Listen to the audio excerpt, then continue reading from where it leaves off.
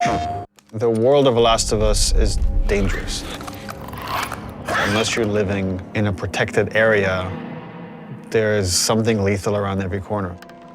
Once you venture out of your home, you're in danger. And where we're taking the story and where we're taking Ellie is like each step of the way, she's putting herself in more and more danger to bring these people to justice.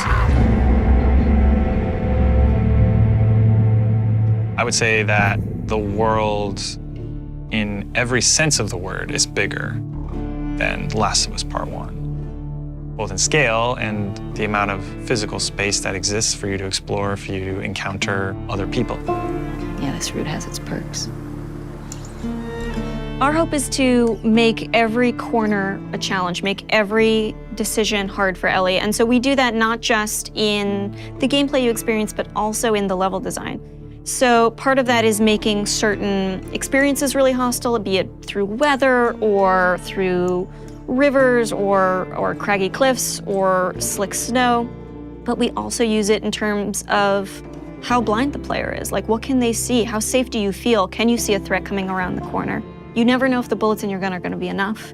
You never know if you can stop and bandage your arm. You can never fully breathe. And we want you to be in alignment with Ellie, who can never fully breathe when she experiences this trauma. For Jackson specifically, we wanted to make it feel like a very close-knit kind of community that's focused on family, focused on sustainable ways of living. I obviously have the hydroelectric dam generator that's powering the town, so we have electricity in Jackson, which is not something that maybe players would expect to see in the world. But given that we're further in time, we wanted to show that there are certain people dedicated in the world to rebuilding a life that doesn't revolve around killing people and scavenging. As you walk around the town, you can hear kids laughing. You could see people going into restaurants and eating. And it's a very kind of tranquil town. Now, we know there's all these horrible things happening outside the walls, but they've been able to protect the innocence of this town. Jackson, in many ways, represents what is at stake for our characters, a life of peace and relative comfort, a life where you can fall in love, a place where children can play and it's okay. And I think when we were looking at building out Jackson, it's like, okay, how many of those moments can we represent? What's awesome about the world of The Last of Us is it shows just how precious the things that we take for granted in our everyday lives, how precious those things really are.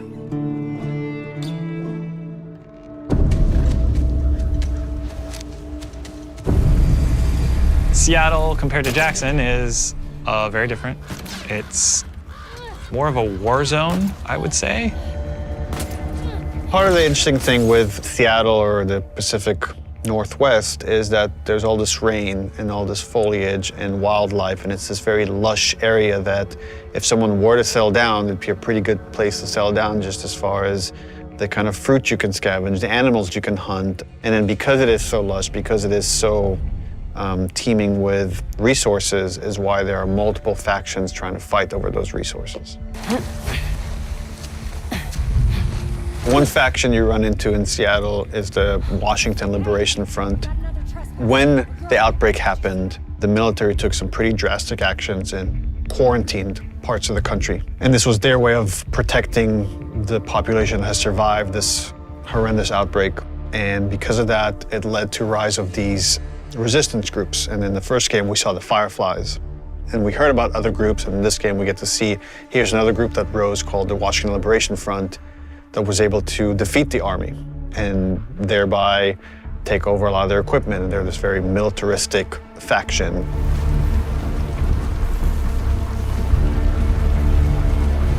And at the same time, you have the Seraphites. And they're a religious group that also came up out of the outbreak that believed that the pandemic came because of sin. They're trying to reset the world and return it to a better place than it was. In The Last of Us, almost any group that has survived this long has to be dangerous. If you're not dangerous, you're not going to survive. You're going to become someone's victim. And the two factions you run into are both very dangerous.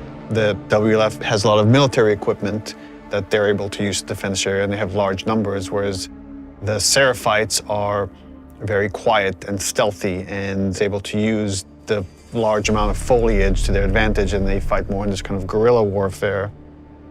How you deal with them is going to be different because they have different language, different communication style. The scars will whistle to each other with this different language. And they have some of the stuff that you have. You have a bow and arrow, they can hit you with arrows and impale you, and you have to pull the arrow out. They have big sledgehammers and melee weapons.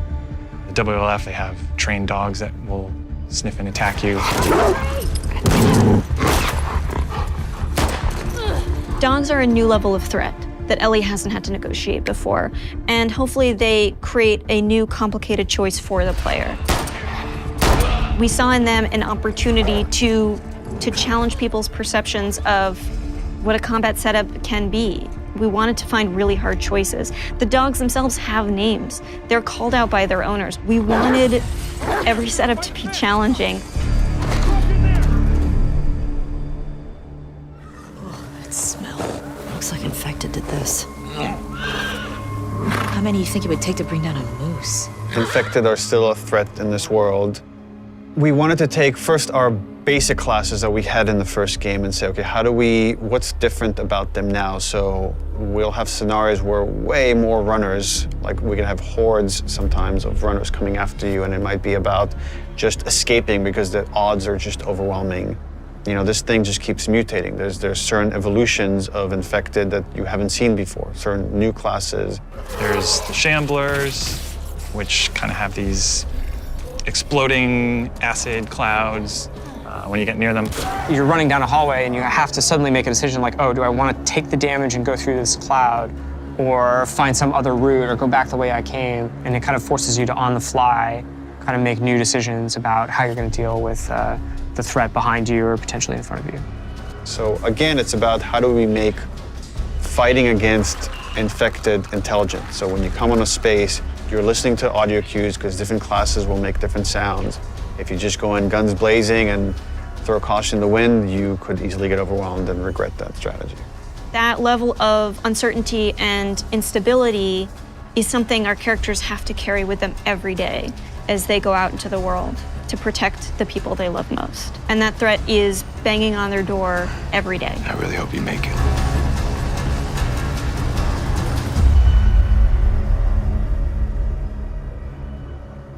PlayStation